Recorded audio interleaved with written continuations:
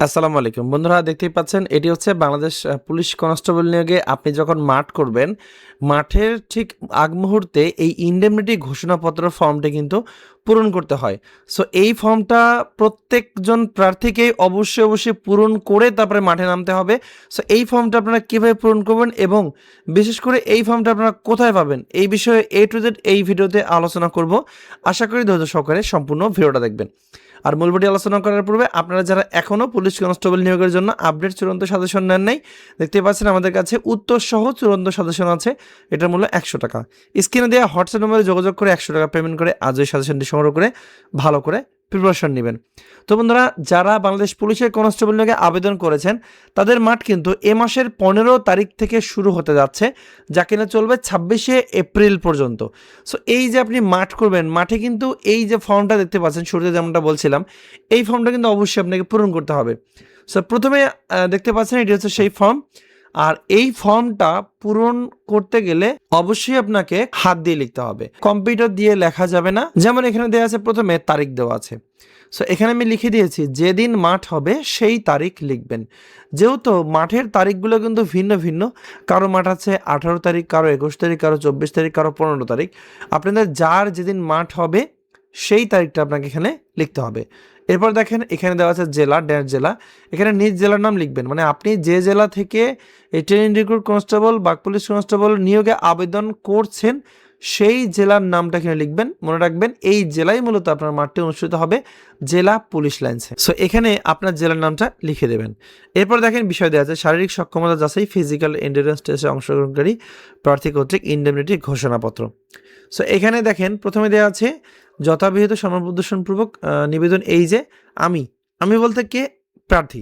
So প্রার্থীর নামটা এখানে লিখতে হবে। এরপর ওই প্রার্থীর এনআইডি অথবা জন্ম নিবন্ধন সনদের নাম্বারটা এখানে লিখতে হবে। এগুলো কিন্তু আবারও বলে দিচ্ছি, কালো কালির বল পয়েন্ট কলম দ্বারা লিখতে হবে। আবার লাল কলম দিয়ে আবার লিখিয়ে না কেউ, আমি বোঝার স্বার্থে আপনাদেরকে দেখানোর স্বার্থে জাস্ট কম্পিউটার দিয়ে টাইপ করেছি। এটা কিন্তু অবশ্যই হাত দিয়ে পূরণ করতে হবে। এরপর জন্ম তারিখ, এখানে মাস দিন বছর উল্লেখ করবেন, আপনার সার্টিফিকেট অনুযায়ী অবশ্যই দিবেন। এরপর পিতার নাম লিখবেন, তারপর মাতার নাম লিখবেন, এরপর আপনার গ্রামের নাম লিখবেন। আর ঠিকানা লেখার সময় অবশ্যই আপনাকে মাথায় রাখতে হবে যে ঠিকানায় আপনার ঘর আছে আপনি সেই ঠিকানা এখানে ব্যবহার করবেন। গত বছর কিন্তু এক ভাইয়ের যে ঠিকানা দিয়ে আবেদন করেছে সব কিছু ঠিক আছে, পুলিশ ভেরিফিকেশনের সময় তাকে বাদ দেওয়া হয়েছে। মেন রিজন হচ্ছে যে ঠিকানা সে এখানে দিয়েছিল বা আবেদনের সময় দিয়েছিল সেই ঠিকানায় গিয়ে পুলিশ ভেরিফিকেশন করতে গিয়ে সেই ঠিকানায় কোনো বাড়ি পায় নাই, বেঁধে তার চাকরিটা চলে গেছে বা চাকরিটা হয় নাই। সো অবশ্যই দেখে বুঝে শুনে লিখবেন। এরপর এখানে ডাকঘরের কোডটা আমি লিখে দিয়েছি, মূলত এখানে ডাকঘরের নামটা লিখবেন। এটা ভুল করে আমি লিখেছি, ডাকঘরের পাশে ডাকঘর কোড নাম্বারটা লিখবেন। সো এখানে ভুল করে আমি ডাকঘরের কোডটা লিখে দিয়েছি, আপনারা এখানে ডাকঘরের নাম লিখবেন, ঠিক আছে। এরপর থানার নাম লিখবেন, তারপর জেলার নাম লিখবেন। এরপর দেখেন কি দেওয়া আছে, ঘোষণা করছে যে Bangladesh police training recruit constable পদে নিয়োগের লক্ষ্যে শারীরিক সক্ষমতা যাচাই, যেটাকে আমরা ফিজিক্যাল এন্ডুরেন্স টেস্ট বলে থাকি, এই অংশগ্রহণের জন্য আমি শারীরিক ও মানসিকভাবে সম্পূর্ণ সুস্থ ও উপযুক্ত। মানে এই যে ইনডেমনিটি ঘোষণাপত্র যেটা দেওয়া হয়েছে, এটা মূলত আপনার যে ফিজিক্যাল এন্ডুরেন্স টেস্ট হবে, শারীরিক সক্ষমতা যাচাই পরীক্ষা হবে, সেই পরীক্ষায় আপনি ঘোষণা করছেন যে আপনি সুস্থ এবং উপযুক্ত আছেন। আমি আরও ঘোষণা করছি যে বর্ণিত পরীক্ষা চলাকালীন কোনো প্রকার বিরূপ আচরণ, সম্পত্তি নষ্ট, ক্ষতি কিংবা কোনো অসদাচরণ করব না। বর্ণিত পরীক্ষায় অংশগ্রহণ কিংবা আমার অবহেলার কারণে আমার ব্যক্তিগত শারীরিক বা মানসিক কোনো ক্ষতি হলে অথবা আমি আঘাতপ্রাপ্ত হলে বাংলাদেশ পুলিশ তথা নিয়োগ কর্তৃপক্ষ কোনোভাবে দায়ী থাকবে না। মানে আপনি যখন মাঠ করবেন, দৌড় দিবেন, লং জাম্প, হাই জাম্প, রুপ ক্লাইম্বিং, বুক ডাউন দেওয়া হবে, এইগুলো করার সময় যদি আপনি ক্ষতিগ্রস্ত হন সেক্ষেত্রে আপনার কর্তৃপক্ষ, পুলিশ কর্তৃপক্ষ কোনোভাবে দায়ী থাকবে না, আপনাকে আপনি দায়ী থাকবেন। এরপর আমার যে কোনো অন্যায় কার্য ও আচরণের জন্য বাংলাদেশ পুলিশ আমার বিরুদ্ধে আইনগত ব্যবস্থা গ্রহণ করতে পারবে।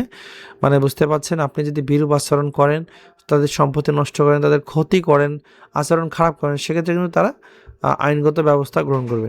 সো এখানে গিয়ে আবার কেউ ঝামেলা করেন না, যার যেভাবে যে অনুযায়ী আছে একটু ভদ্রভাবে থাকার চেষ্টা করবেন। মাঠের মধ্যে ওনারা যেটা করতে বলবে সেটা অবশ্যই আপনাকে করতে হবে। আমি সজ্ঞানে বিনা প্ররোচনায় ও সম্পূর্ণ সুস্থভাবে এই ইনডেমনিটি ঘোষণাপত্র স্বাক্ষর করলাম। এখানে আপনার নাম লিখবেন কলম দিয়ে, এরপর আপনার পূর্ণ নামটা এখানে লিখবেন। এরপর প্রার্থীর পিইটি সিরিয়াল নাম্বার, আপনি যখন এডমিট কার্ড পাবেন এডমিট কার্ডের উপরে দেখবেন একটা সিরিয়াল নাম্বার দেওয়া থাকবে, ওই সিরিয়াল নাম্বারটা এখানে লিখতে হবে। এরপর দেখেন লেখা আছে আমার সন্তান, এখানে আপনি আপনার নাম লিখবেন, মানে আপনার বাবাও কিন্তু এখানে স্বাক্ষর করবে। সো আমার সন্তান, এই জায়গায় আপনার নিজের নাম লিখবেন। এর দাখিলকৃত উপরোক্ত ঘোষণাপত্র আমার সম্মতি রয়েছে। সো এখানে অভিভাবকের স্বাক্ষর দিতে হবে, অভিভাবকের নাম লিখতে হবে, এবার অভিভাবকের সাথে সম্পর্ক লিখতে হবে, এখানে মোবাইল নাম্বার দিতে হবে অভিভাবকের, ঠিক আছে? সো আমি এখন বলে দেবো এই যে ইনডেমনিটি ঘোষণাপত্র ফর্মটি আছে এটা আপনারা কোথায় পাবেন। প্রথমত এটা কিন্তু আপনি যখন মাঠ করবেন ওই মাঠের কিন্তু পূর্ব মুহূর্তে কর্তৃপক্ষ আপনাকে বিতরণ করবে।